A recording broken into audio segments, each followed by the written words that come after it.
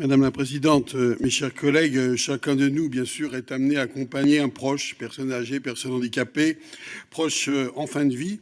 Et ce sont 8,3 millions de personnes qui apportent soin et attention à un proche au quotidien. Et près de la moitié d'entre eux, soit 4 millions d'aidants, tentent de concilier cette tâche non sans difficulté avec leur vie professionnelle. Je me réjouis de cette proposition de loi, puisque j'avais déposé moi-même en février 2015 le même texte et les mêmes propositions, dont je suis heureux aujourd'hui qu'elles puissent aboutir. On constate que la tâche d'aidant incombe en majorité aux femmes. C'est un point que je soulevais d'ailleurs dans cette proposition de loi, puisque la perte d'autonomie d'un ascendant, lorsqu'elle s'aggrave ou devient psychique, et que les soins sont plus contraignants, montre que ce sont les femmes, 74% d'entre elles, qui sont justement des aidants.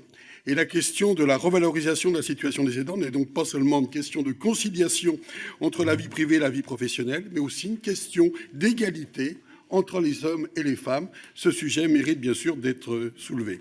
On a évoqué bien sûr les évolutions qui ont pu avoir lieu par le passé, congé de solidarité familiale, congé de soutien familial.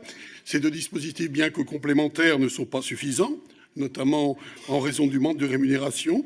Et là aussi, ce sont les femmes qui cessent en priorité leur activité professionnelle pour s'occuper d'un proche dépendant. Il convient donc de développer un nouveau dispositif souple, protecteur, permettant à tous de s'occuper d'un proche dépendant. Cette proposition, donc, entend, à mon sens, répondre à cette problématique et s'inspire d'ailleurs d'un certain nombre de démarches positives qui ont été menées déjà dans des entreprises et qui convient donc de généraliser. J'aimerais toutefois qu'on puisse bien préciser justement et d'encadrer le dispositif, parce qu'il ne s'agit pas non plus que ce soit ouvert bien évidemment à tout et dans n'importe quelle condition. Je demandais, moi, pour ma part, en 2015, que les critères d'appréciation de la particulière gravité du handicap ou de la perte d'autonomie puissent être effectivement bien déterminés et qu'on puisse avoir des conditions très précises pour qu'effectivement le texte que nous voulons aille dans le bon sens, mais ne soit pas aussi détourné ou utilisé à d'autres fins.